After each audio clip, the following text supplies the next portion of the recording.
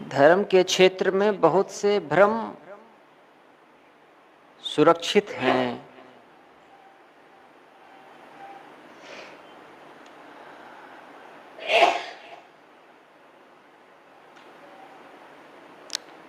जैसे शीशे और दरवाजे, खिड़कियां और दरवाजे बंद हों तो कमरे में धूल भर जाती है, वैसे ही अनेक भ्रम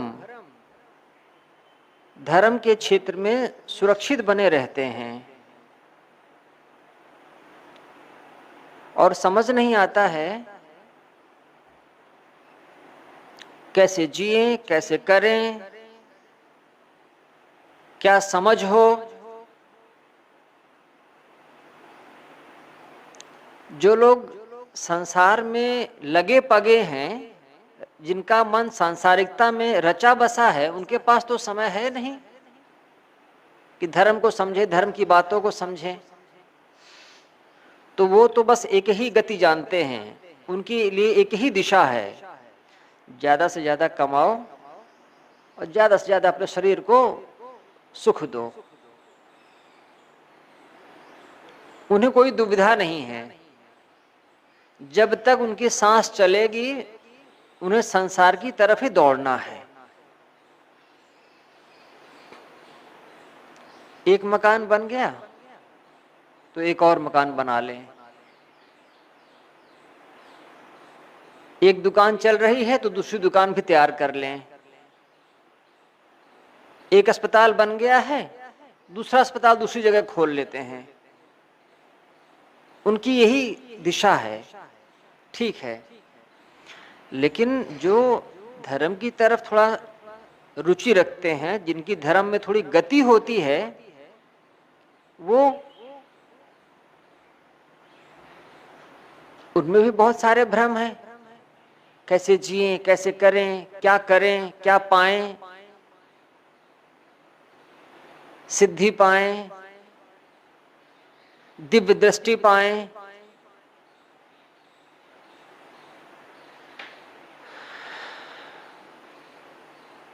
साधना करते हैं, योग साधते हैं, कुंडलिनी जागृत करते हैं, कितनी सारी चीजें हैं।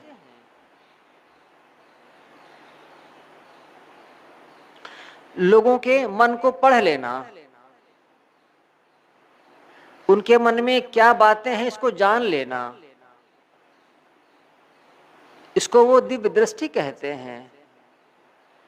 किसी के घर में कूड़ा हो, उस कूड़े को आप जान गए हैं कि डस्टबिन में कूड़ा भरा रखा है, तो इसमें ऐसी कौन सी दिव्य दृष्टि हो गई। सबके मन में इच्छाएं कुलबुला रही हैं और दूसरा आदमी उस इच्छा को जान गया, उसको बता दिया कि आपके मन में अमुक इच्छा है, आपके मन में ये सोच है, तो सामने वाला तो निढाल हो जाता है। आपको कैसे पता कि हमारे मन में क्या चल रहा है। पर बात समझने की ये है कि लोगों के मन की इच्छाओं को जान लेने से लोगों का कौन सा काम बन जाता है और जानने वाले का कौन सा काम बन जाता है। इसको दिव्य दृष्टि कहने की क्या बात है। इसमें सबके मन में कूड़ा कचरा है, उस कूड़े कचड़े को शांत करना है या उस कूड़े कचड़े को उभारना है। तो जो नहीं समझ रहे हैं धर्म को, वो तो संसार की तरफ भागे जा रहे हैं। जो धर्म की जिन्हें थोड़ी समझ है, जो इस बात को समझते हैं, वो भी व्यर्थ की चीजों में उलझ जाते हैं। उन्हें लगता है कि धार्मिक होने का अर्थ क्या है। धार्मिक होने का अर्थ इतना ही है कि हम ज्यादा हम्बल हो जाएं, ज्यादा विनम्र हो जाएं। इस बात को समझ लें कि इस मिट्टी से शरीर बना है, मिट्टी हो जाना है, यही ज्ञान है। किसी दूसरे का मन जान लेना, दूसरे के मन के बारे में बता देना, ये कोई बड़ी चीज नहीं है। जैसे जादू होता है ना, मैजिक, उसमें इल्यूजन, भ्रम पैदा किया जाता है, वैसे ही साइकोलॉजी में एक मेंटलिस्ट, एक थ्योरी होती है, मेंटल माइंड, दूसरे के माइंड को जानना।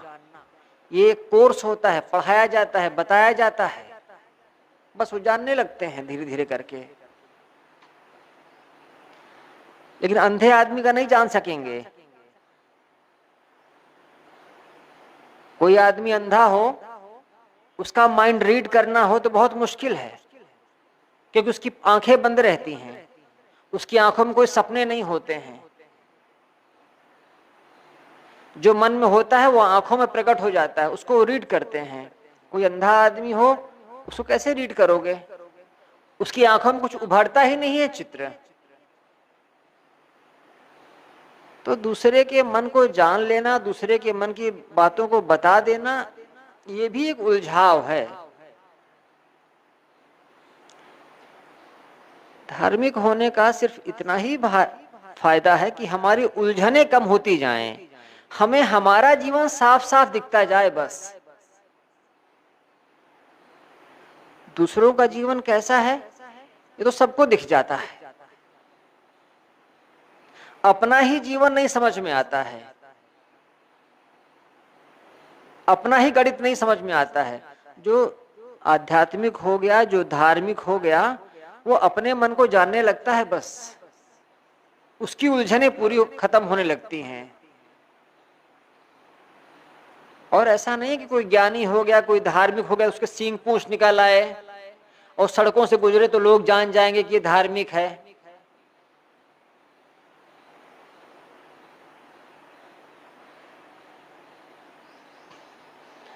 एक आदमी का शरीर छूटा तो उसकी श्रद्धांजलि में कुछ लोग एकत्रित हुए, तो एक योगी पहुंचे। योगी ने सभा में कहा, उनका शरीर छूटे 1 साल हो गए, मैं बता सकता हूं कि वो अभी कहां हैं, किस शरीर में हैं। अगर आप लोगों की रुचि हो, उनके घर वालों से कहा, तो मैं बता सकता हूं कि अभी वो कहां हैं। जीव कितने शरीरों को छोड़ करके आया है, कितने शरीरों का भी छोड़ेगा, किस किस शरीर के बारे में बताओगे? वो कहते थे मैं दिव्य दृष्टि से देख सकता हूं उसको कि वो कहां है। ये कौन सी दिव्य दृष्टि है? ये तो सांसारिक दृष्टि है।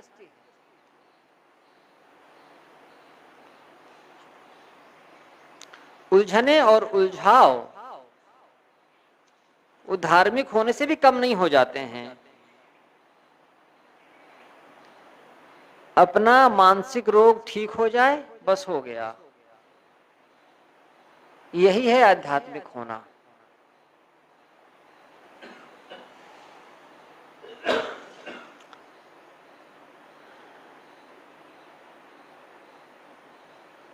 धर्म भी एक जंगल जैसा है।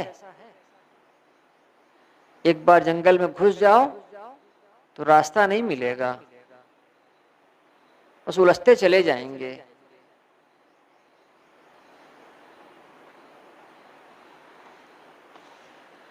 और वो उतना ही भयावह है, धर्म का रास्ता भी उतना ही भयावह है जितना संसार का रास्ता है। क्योंकि जाने वाला फिर उस जंगल में डूब जाता है, उसको पता ही नहीं चलता है, निकल ही नहीं पाता है वो।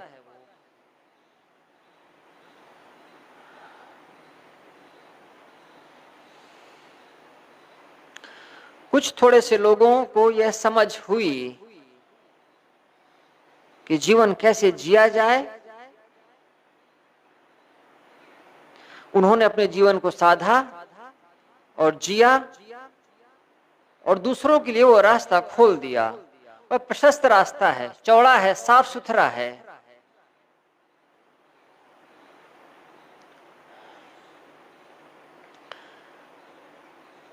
विशाल देव की वाणी में एक प्रकरण है, भक्ति भरण।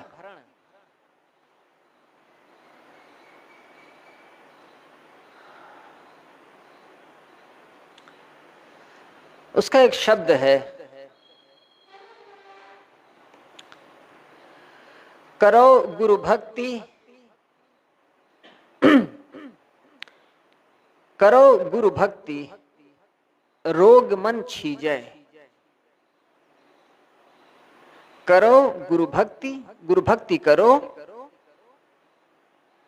सदगुरु की भक्ति करो, रोग मन छीजै। छीजना, समाप्त होना, खत्म होना। जो रोग हैं मन के वो समाप्त होंगे।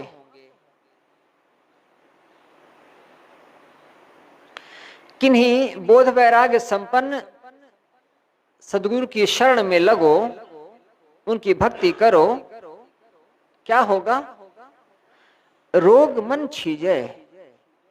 तुम्हारे मन के जो रोग हैं, जो विकार हैं, वो नष्ट होंगे।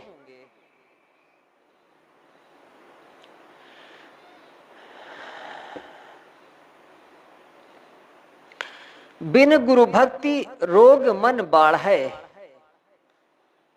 सब उत्पात करीजै।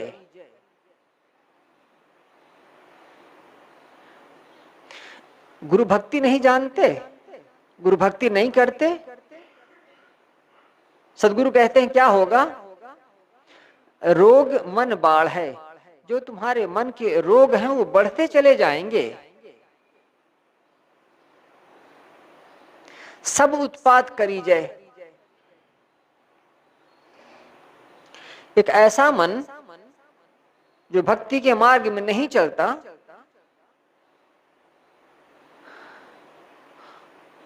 गुरु की आज्ञा नहीं जानता, गुरु की सेवा करना नहीं जानता, क्या होगा? हर तरह के उत्पात उसके मन में आते हैं।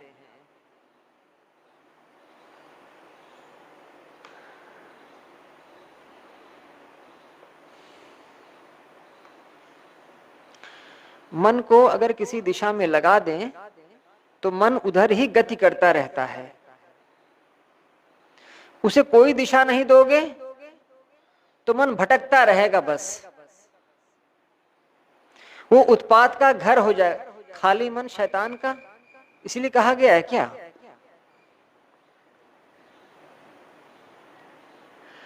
गुरु की भक्ति सरल मृदु कोमल। जो गुरु की भक्ति में लगता है उसका मन कैसा होता है? सरल, मृदु, कोमल, मीठा होता है,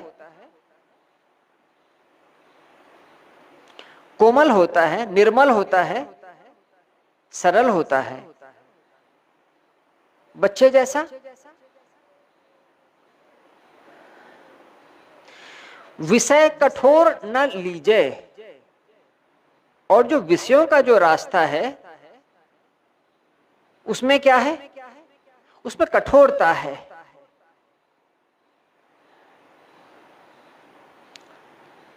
उसमें बेशर्मी है।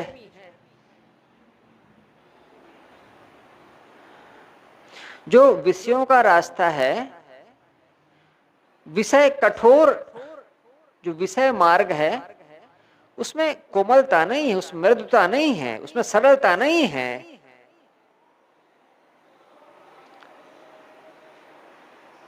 विषय कठोर न लीजिए। विषय वासना की कठोरता को लेकर के यह जो गुरु का रास्ता है यह निभ नहीं सकता है।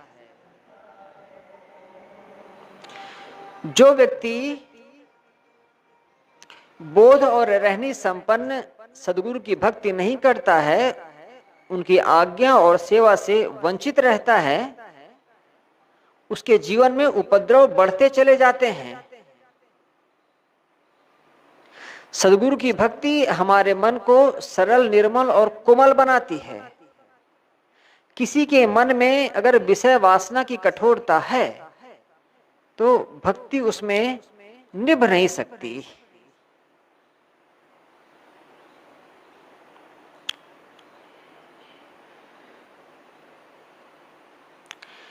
इसलिए जो कपट और कठोरता से पूर्ण है उस विषय वासना के रास्ते को ग्रहण न करो।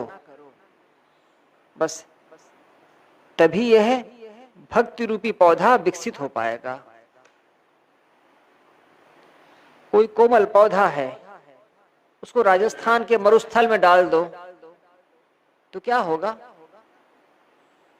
मरुस्थल की गर्मी उस पौधे की सारी नमी को सोख लेगी, उसके प्राण हर लेगी, वो बचेगा नहीं।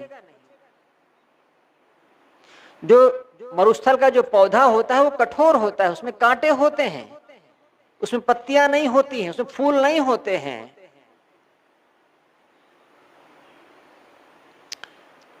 अगर संसार की तरफ लगोगे मन कठोर हो जाएगा। उस कठोर मन में भक्ति रूपी जो कोमल पौधा है वो विकसित नहीं हो पाएगा।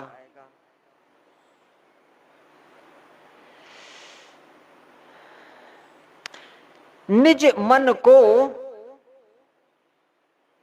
जनि उनहि करावो। देखिए, गुरु के साथ कोई लगे तो उसका व्यवहार कैसा हो, उसकी रहनी कैसी हो, उसका तरीका कैसा हो। विशाल देव लिखते हैं, निज मन को, अपने मन को, जनि, जनि का क्या अर्थ होता है? जनि का अर्थ होता है न, जनि का अर्थ होता है नहीं। जनि जानो मीत, अपना मित्र मत जानो। जनि का अर्थ होता है नहीं। निज मन को जनि उन्हीं करावो, उन्हीं, उनसे कराओ, कराना, जनि मत कराना, उनसे तुम अपने मन का मत कराना। किनसे? गुरुदेव से। गुरु के साथ रहोगे तो ये ध्यान रखो, विशाल देव कहते हैं, अपने मन के अनुसार उनसे कुछ भी मत कराना। निज मन को जनि उन्हीं करावो, अपने मन की बात, अपने मन की इच्छा उनसे मत पूरी कराना। मैं ऐसा चाहता हूं, मेरा मन ऐसा है, नहीं। निज मन को जनि उन्हीं करावो, अपने मन की भावना में पड़कर सद्गुरु से कुछ बलपूर्वक कराने की चेष्टा मत करो। तिन परिश्रम न दीजिए, तिन उनको परिश्रम न दी, उनको तुम कोई परिश्रम मत दो, उनको कोई बोझ मत दो, उन पे कोई भार मत ला दो। एक मित्र हैं, सन्यासी हैं, उनका पढ़ने का बहुत मन था, शास्त्रों को पढ़ने का।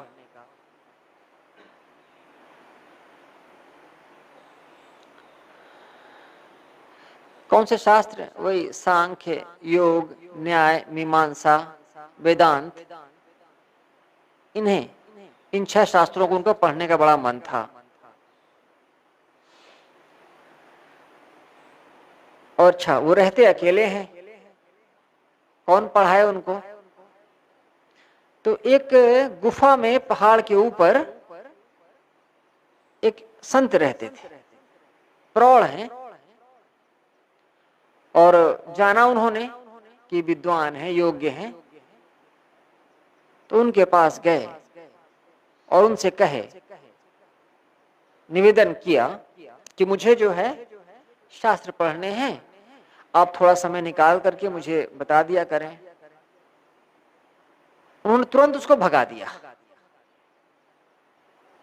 उन्होंने कहा कि बहुत सारी पाठशालाएं चलती हैं वेदांत की, वहां वेदांत पढ़ लेना, दूसरी जगहों में दूसरी पढ़ाइयां होती, वहां पढ़ लेना, संतों को पढ़ाया जाता है, हमें ये सब मत डालो। अभी तुम कहते हो कि मुझे पढ़ा दीजिए, फिर कहोगे कि मेरे रहने की व्यवस्था कर दीजिए, फिर कहोगे कि मेरे खाने की व्यवस्था कर दीजिए, और जहां मैं रहता हूं फिर तुम वहीं आकर के तुम भी रहने लग जाओगे, ये सब रहन दो। स्वीकारे नहीं। तो उसने फिर कुछ दिनों बाद निवेदन किया, मैं आपको कोई परिश्रम नहीं दूंगा, आपको कोई बोझा नहीं दूंगा, ना आपके साथ रहूंगा, ना आपकी तरफ ताकूंगा कि भोजन कर रहे हो तो मुझको भी दे दो, बस जब आप फ्री होंगे आप बता देंगे, मैं आ जाया करूंगा। सिर्फ और सिर्फ थोड़ा सा ज्ञान मुझे चाहिए और कोई नहीं दे पाएगा। वो बताते थे। बड़ा मन मार करके उन्होंने कहा ठीक है, सप्ताह में 2 दिन आ जाया करो। और सप्ताह कब पूरा होता उन्हें पता ही नहीं है, घड़ी रखते नहीं है। लेकिन वो पढ़ाते कैसे हैं? कहते थे मैं किताब लेकर के जाऊं, और वो बिना किताब लिए पढ़ाते थे। मैं श्लोक देखूं और बिना श्लोक के बताते थे, पढ़े हुए थे पहले, बोले इतने योग्य थे। जब पढ़ाने का मन नहीं हो तो उल्टा मुंह करके बैठ जाए। मैं जाऊं वो उल्टा मुंह करके बैठ जाए, बस हो गया। मैं कुछ पुस्तकें ले जाऊं वो कभी ताके नहीं, देखे ही नहीं। इतना उनको कंठस्थ थी चीजें, जो जरूरत की लगती थी चीजें वो मुझे बता दिया करते थे। जितना उनको पढ़ाना होता था पढ़ा देते, फिर वो चुप हो जाते थे। मैं कभी जाऊं तो कभी पीला कपड़ा पहने रहें, कभी कोई शॉल ओढ़े रहें, तो कभी ऐसे ही बस लंगोटी में बैठे रहें। कभी जाऊं तो देखो मोटी मोटी रोटी बना रहे हैं, कभी दया लग जाए तो आधी रोटी दे दिया करे मुझे।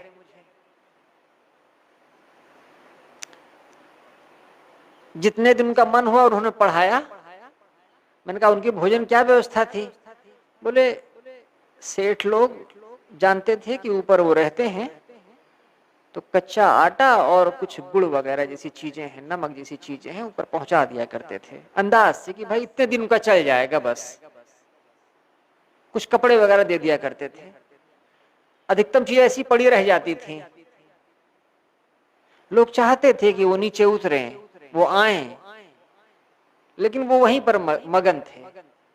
बोले मैं जाता था, अपना काम करता था, चुपचाप उनसे पढ़ लेता था कुछ और चला आता था।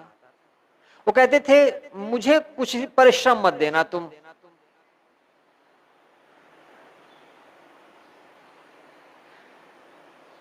उसने कहा एक बार मैंने वेद क्या कहते हैं उनको दिया।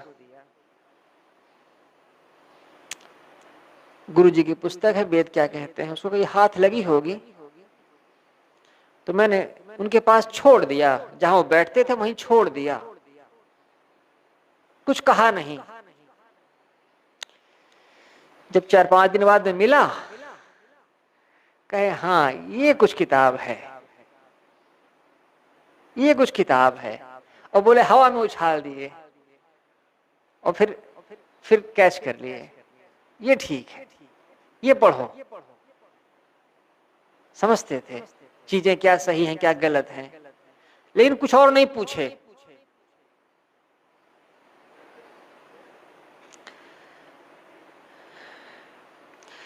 गुरु के साथ रहे तो अपने मन की बातें उन पर बलात् न ला दें, उनको कोई परिश्रम न दे।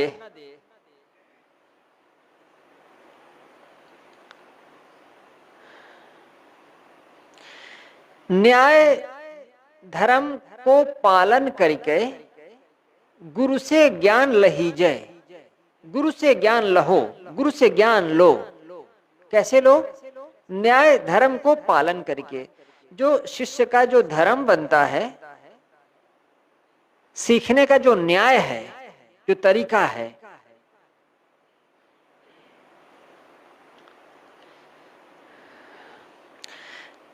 रहनी संपन्न सदगुरु की सेवा करना, उनकी आज्ञा मानना और उनकी रुचि के अनुसार उनके अनुकूल काम करना, यही है शिष्य का न्याय और धर्म का पालन करना।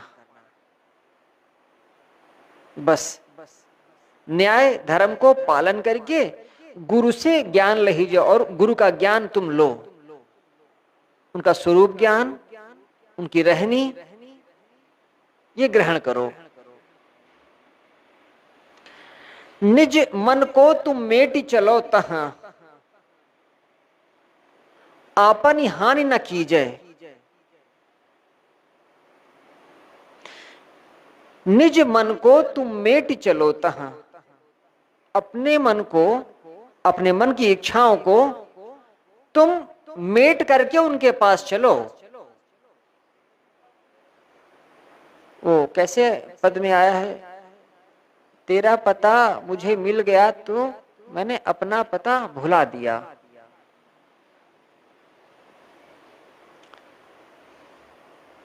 जो पता मैं जानता था, जो मेरी समझ थी, उससे मैं काम कर रहा था। जब मुझे तुम्हारा पता मिल गया तब मैंने पुराना पता हटा दिया, बस तुम्हारे अनुसार मैं जीने और करने लग गया। निज मन को तुम मेटि चलो तहां, अपने मन के अहंकार को, अपने मन की कामना को तुम मिटा करके चलो और आपन हानि न कीजिए। गुरु जो बताएं, उनकी जो आज्ञा हो, वो जो न्याय की बात करते हो, उसके विपरीत चल करके अपनी हानि मत करो।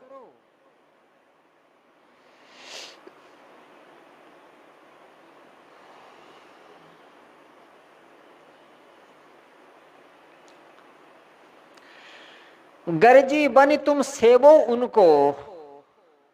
गरज, गरज माने स्वार्थ। तुम्हारा स्वार्थ बन रहा है, तुम्हारा काम सिद्ध हो रहा है, आवश्यकता तुम्हारी पूरी हो रही है। विशाल देव कहते हैं, गरजी बनी तुम सेवो उनको।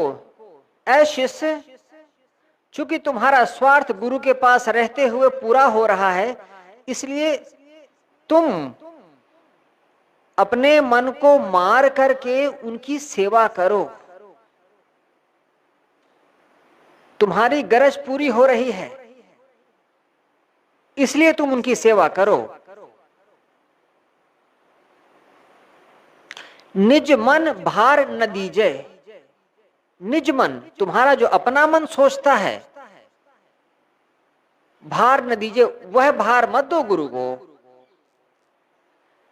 जब कोई बीमार पड़ता है और डॉक्टर के पास जाता है, तो डॉक्टर जो बताते जाते हैं वैसा करना पड़ता है। डॉक्टर से हमारी कोई मित्रता नहीं है, कोई सगापन नहीं है, लेकिन जो डॉक्टर कहते हैं वो हमें करना होता। क्यों? गरज हमारी है, इसलिए आवश्यकता हमारी है, इसलिए। विशाल देव कहते हैं, अपने मन को तुम मिटा दो। जो तुम्हारे मन की कामनाएं हैं, इच्छाएं हैं, उनको तुम मिटाओ। उनके अनुसार चलोगे तो अपनी हानि कर लोगे। तुम्हारी गरज है, इसलिए तुम उनकी सेवा करो गुरुदेव की। और निज मन भार न दीजिए, अपने मन का भार उन पर मत ला दो, अपनी इच्छाओं का भार उन पर मत ला दो। नहीं कोई हेतु जान जब उनका। ओहो हो, इस पंक्ति को सुनिए। नहीं कोई हेतु, कोई हेतु नहीं है। जानी जब उनका, जब तुम जानोगे कि उनका तो कोई हेतु नहीं है। गुरु शिष्य को अपने साथ रख करके उसका भार स्वीकारते हैं, तो शिष्य की गरज है गुरु की कोई गरज नहीं है। और जब तुम इस बात को जानोगे कि नहीं कोई हेतु, जान जब उनका, जब तुम जानोगे कि उनका तो कोई हेतु नहीं है, तो भक्त सुधामृत पीजे। भक्ति है वो सुधा अमृत है, मीठी है, अमृत पान।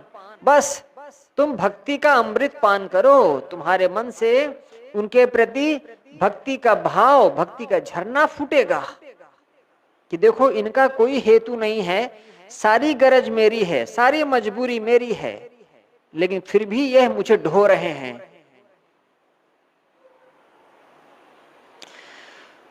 सुफल हो यह देह तुम्हारी, मनकृत रोग नशीजे।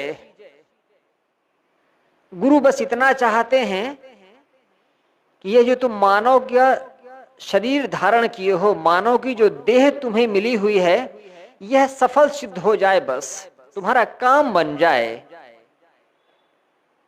मनकृत रोग नशीजे, जो तुम्हारे मन के रोग हैं वो नष्ट हो जाएं, तुम्हारा ये मानव का शरीर धारण करना सफल हो जाए।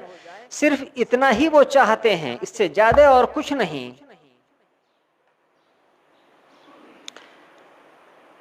तुम्हें यह समझना चाहिए कि गुरुदेव का तुमसे कोई प्रयोजन नहीं है, तुम्हारा ही उनसे प्रयोजन है। इसलिए विशाल देव कहते हैं तुम गुरु भक्ति का अमृत रस पान करो। यह शरीर रखना तुम्हारा तभी सफल होगा। और जो मन के विकार हैं, जो रोग हैं, जो कामनाएं हैं, जो राग द्वेष है, जो मोह है, जो लोभ है, ये नष्ट होंगे। उनसे दूर हो जाओगे तो अपने से दूर हो जाओगे। गुरु से दूर हुए तो अपने से दूर हुए।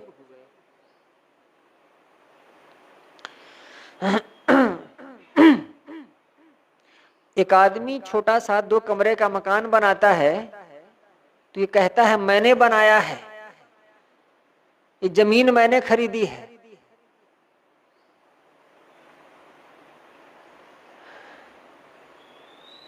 शिष्य गुरु के साथ रहते हैं तो दबाव में रहते हैं, और अगर उनको जरा भी सुविधा मिल जाए तो गुरु से दूर हो जाते हैं। गुरु के प्रति जो उपकार है वो सिर्फ मुंह में रहता है, जुबान में रहता है, भीतर नहीं रहता है। विशाल देव जैसे साधक गुरु के साथ भी नहीं रहे, साधु समाज में भी बहुत टिक करके नहीं रहे, अकेले ही रहे, लेकिन जो गुरु के प्रति जो उनमें भक्ति दिखती है वो अद्भुत है। वो मैंने पहले भी निवेदन किया था कि जो भगत होते हैं वो निर्भर होकर के जीते हैं, प्रभु तुमने किया। लेकिन जो ज्ञानी होता है वो सारी जिम्मेदारी अपने ऊपर लेता है, अपने ज्ञान के ऊपर, अपने कर्म के ऊपर, अपनी समझ के ऊपर। लेकिन विशाल देव ज्ञानी है, बोधवान है, लेकिन गुरु और संतों के प्रति वो इतना झुकते हैं, इतनी उनमें विनम्रता है।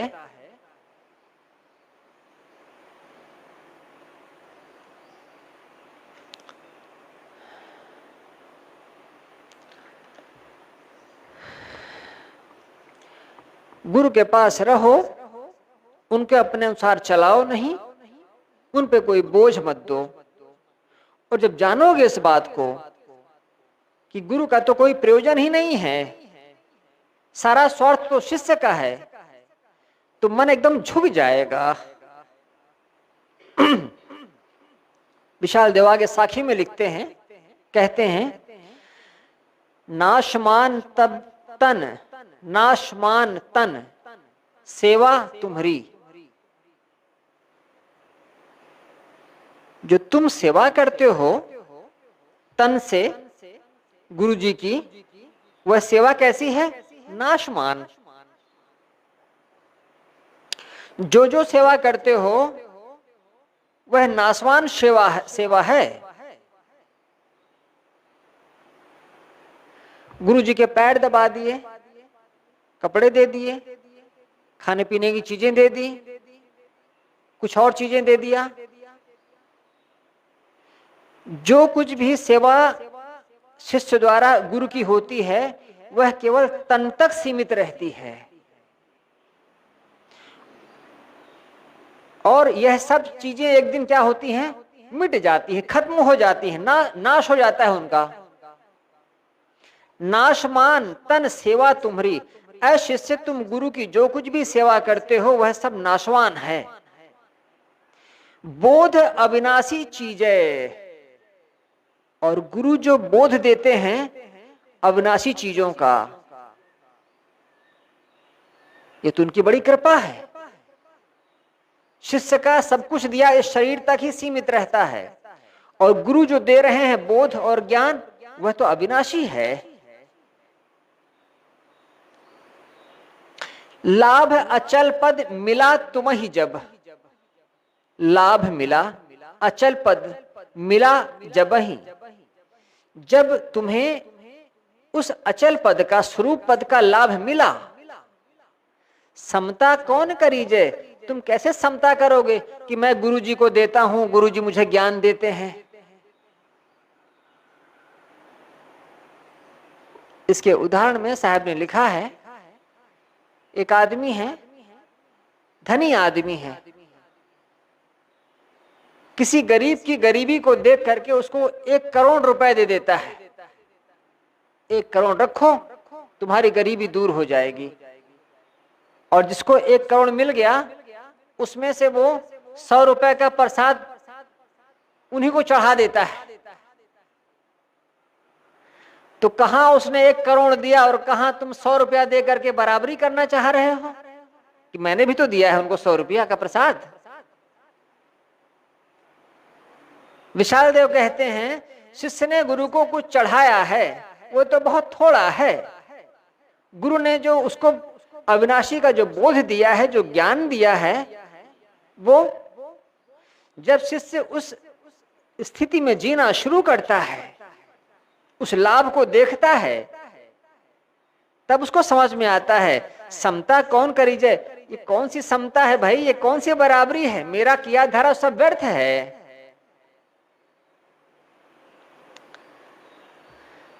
शुद्ध स्वरूप सदा गुरु निर्मल, जड़ संबंध नहीं जय। गुरु की स्थिति कैसी है, वो शुद्ध है, स्वरूप सदा सदैव अपने स्वरूप में स्थित हैं, निर्मल निर्मल शुद्ध स्वरूप में अपनी ज्ञान दशा में गुरु हमेशा स्थित हैं, वही तो गुरु है। शिष्यों की भीड़ रख करके कोई गुरु नहीं हो जाता है।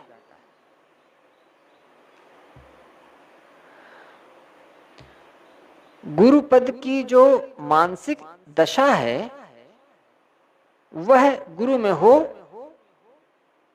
और शिष्यों का समूह हो तो अच्छा है। जैसे कोई राजा हो और साथ में उसके दरबारी हो, उसके सैनिक हो, उसका सेनापति हो, मंत्री हो, तो बहुत बढ़िया, राजा राजा है। लेकिन ये सब कुछ ना हो और वो अकेले हो तब भी तो वो राजा है ना।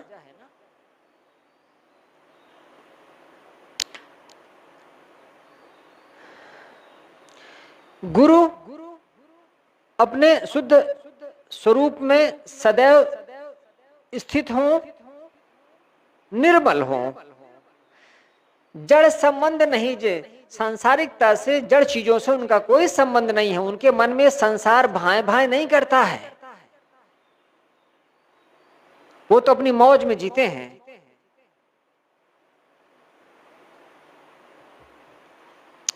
करहु काह तुम पूर्ण उनको, तुम कैसे उनको पूरा करोगे।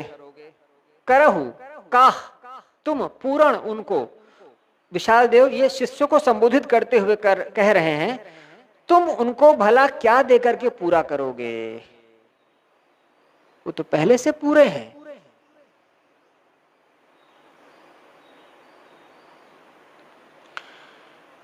कोई आदमी कुछ मोहरें दे करके राजा के खजाना को भर नहीं सकता है। उसका खजाना तो अपार होता है।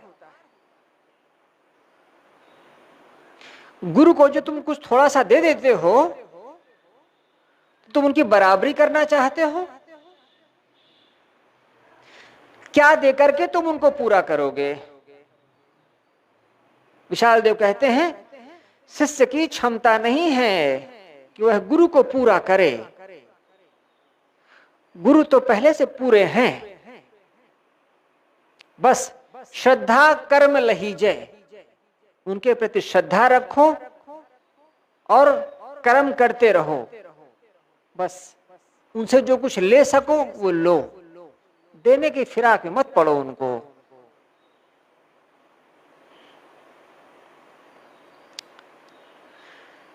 त्याग होए सब बंधन तुमसे, या हित धर्म करीजे। त्याग होए सब बंधन तुमसे।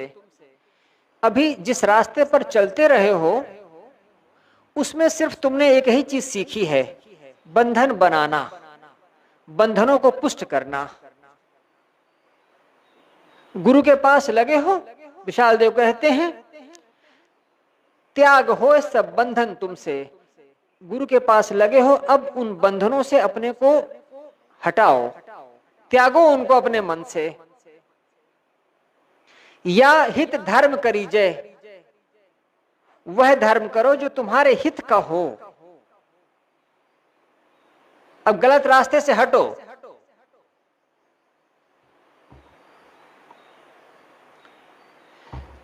त्याग हो सब बंधन तुमसे, या हित धर्म करीजे। तुम भक्ति धर्म का आचरण करो और तुम्हारे सारे बंधन कट जाएं। इस पंक्ति को थोड़ा सा समझें। विशाल देव बहुत दयालु हैं। गुरु दयालु होता ही है, कठोरता गुरु का लक्षण नहीं माना गया।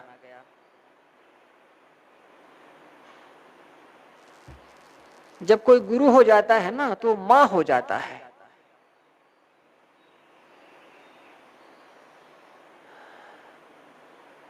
गुरु को समझना थोड़ा सा मुश्किल हो जाता है। बाइबल में एक जगह आया है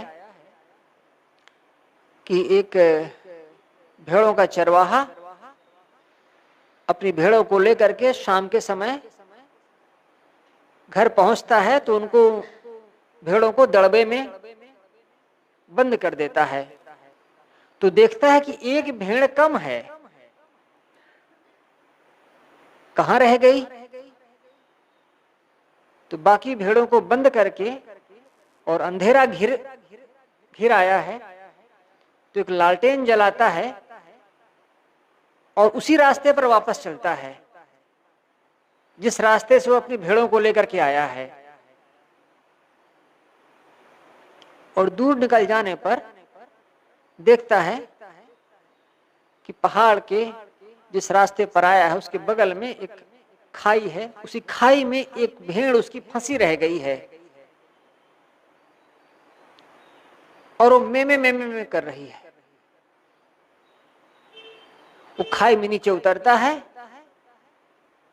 और उस कांपती हुई डरी हुई भेड़ को अपने कंधे पर उठाता है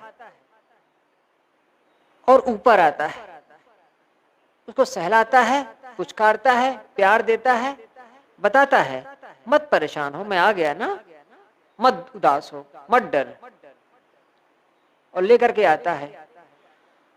भेड़े दूर से देखती हैं, एक तो ये रास्ता भटक गई, सीधे सीधे रास्ते पर भी नहीं चल सकती, और अब ये मालिक के कंधे पर सवार होकर के आ रही है। हम सही रास्ते पर आए हैं तो मालिक ने हमें डंडा दिखाया है और ये रास्ते से भटक गई है, उसको गले लगाए आ रहे हैं। तो उनके मन में क्षोभ होता है और वो आता है और उसको वो अंदर डालता है दड़बे में, तो सब खाओ खाओ करने लगती हैं। तुम्हें इतनी भी अकल नहीं है कि तुम आ सको और अभी सिर पर सवार होकर के आई हो। वो तो वैसे ही डरी सहमी है। मालिक कहता है उसे कुछ मत कहो, उसे कुछ मत कहो, वो रास्ते से भटक गई थी, अब ठीक है, अब ठीक है। गुरु को समझना मुश्किल हो जाता है। वो जिसके प्रति प्रेम पूर्ण हो जाएंगे, हमें लगेगा कि वो पक्षपात पूर्ण हो गए। वो किसके प्रति प्रेम पूर्ण हुए? जिसके प्रति हुए हमें लगेगा कि देखो ये पक्षपात पूर्ण हो गए। उनको समझना बहुत मुश्किल होता है, दयालु बहुत होते हैं। विशाल देव ने लिखा है,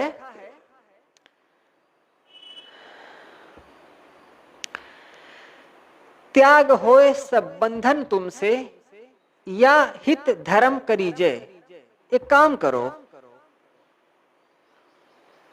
उस रास्ते पर चलो कि तुम्हारे बंधन अलग हो जाएं, या हित धर्म करीजे, या फिर ऐसा कुछ करते रहो। देखें, दो तरीका है, या तो गुरु के साथ रहो तो गुरु जैसे वैरागी हो जाओ, बंधनों से छूट जाओ, या कि एक दूसरा रास्ता है, संसार में रहो और शुभ कर्म करते रहो। वह काम करो जिन्हें शुभ कहा जाता है, पुण्य कर्म। या तो गुरु के अनुसार त्यागमय जीवन जियो, या फिर पुण्य कर्म करते रहो। दोनों रास्ते हैं। त्याग होए सब बंधन तुमसे, तुम्हारे बंधन कट जाएं, ऐसा तुम त्याग पूर्वक जियो।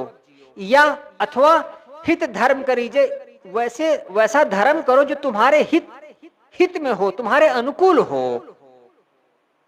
और यह है वो पंक्ति, सकाम कर्म करि जग सुख भोगे। दान करो, पुण्य करो, भक्ति करो, लोगों को दो। क्यों?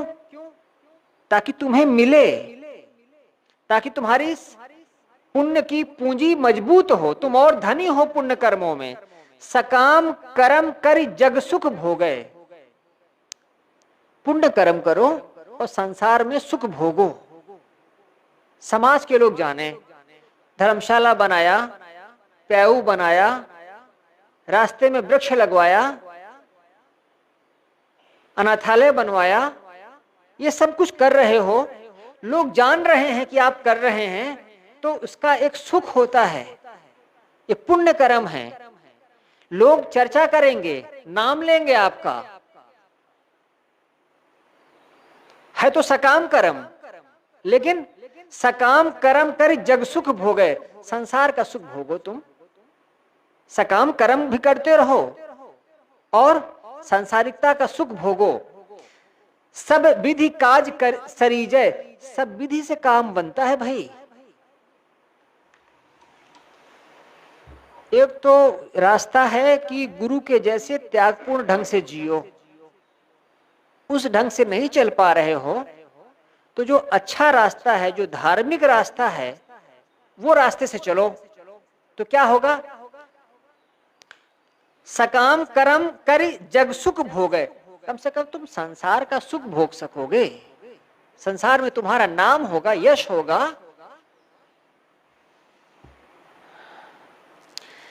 भक्ति धर्म का आचरण करो ताकि तुम्हारे सारे बंधन कट जाएं। तुम कुछ कामना पूर्वक शुभ कार्य करते हो, विशाल देव कहते हैं करो। इससे क्या होगा? जीव सांसारिक क्षणिक सुखों का भोग पाता है। और ऐसा भी होता है कि शुभ कर्म करते करते कभी कभी बुद्धि निष्काम भी हो जाती है। उथले रहु परहु जन गहिरे, मति हाथहु की खोवहु हो। उथले रहो, परहु जन गहिरे। तुम अगर गहरे में नहीं जा पाते हो, तैरना बहुत अच्छा नहीं जानते हो, तो गहरे में मत जाओ, उथले में रहो। मत ही हाथों की खोवो हो, जो तुम्हारे हाथ में थोड़ी पूंजी है उसे भी मत गंवा देना। बहुत गहरे नहीं जा पा रहे हो, गुरु नहीं बन पा रहे हो, मत जाओ, लेकिन उछले में रहो, संसार का काम करते रहो। उसका भी एक सुख होता है, उस सुख को भोगो। और कभी कभी सांसारिकता के काम करते करते भी मन उससे अलग हो जाता है। शुभ कर्म करते करते कभी निष्काम बुद्धि भी हो सकती है। इस तरीके से शुभ कर्म हर समय कल्याणकारी है। भक्ति सजीवन के बिन धारण, भक्ति सजीवन, सजीवन संजीवनी, संजीवनी बूटी है भक्ति। यह जीवन प्राणदायी है।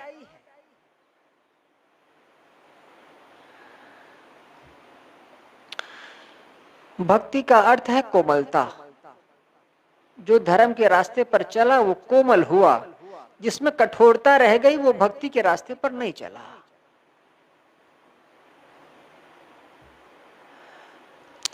जब आप गाड़ी चलाते हैं तो गाड़ी का मीटर चलता है। पहले गाड़ी का मीटर चलता है, उस मीटर को देख करके अनुमान लगता है कि गाड़ी चली है कि नहीं चली है। जीवन में भक्ति आई तो वो कांटा बढ़ा, मीटर बढ़ा, बस उसी से पूरी गति समझ में आ जाती है। जानने की जरूरत नहीं है कि किस आदमी ने कहाँ गाड़ी चलाई, वो चला करके छोड़ जाएगा, देख लेना मीटर, वो बता देगा मीटर की गाड़ी कितना चली है। पूछने की जरूरत नहीं है। जीवन में भक्ति आई, कोमलता आई, इसका मतलब है कमाए हो, कमाई किए हो। और अगर कोमलता नहीं आई है, इसका मतलब कुछ कमाई नहीं है। भक्ति संजीवनी बूटी है। भक्ति सजीवन के बिन धारण, दुख न कबहू मिटी जाए। भक्ति को धारण नहीं किए दुख कभी मिटेगा नहीं। कहें कबीर मुख्य यह दीक्षा, ऐसी रहनी रही जाए। यही दीक्षा है कि अपने जीवन में भक्ति धारण करना, ऐसी रहनी से रहना कि कोमल बने रहो। बोध और रहने संपन्न सद्गुरु की शरण और मोक्ष रूपी जीवन दायनी संजीवनी भक्ति धारण किए बिना भव व्याधि का दुख कभी नहीं मिट सकता। विशाल देव कहते हैं कि सद्गुरु कबीर ने मुमुक्षुओं को यही मुख्य शिक्षा दी है। ऐसी रहनी में रहने से ही कल्याण है। करो गुरु भक्ति, रोग मन छीजे। बस साहेब बंदगी। वंदन है गुरुदेव।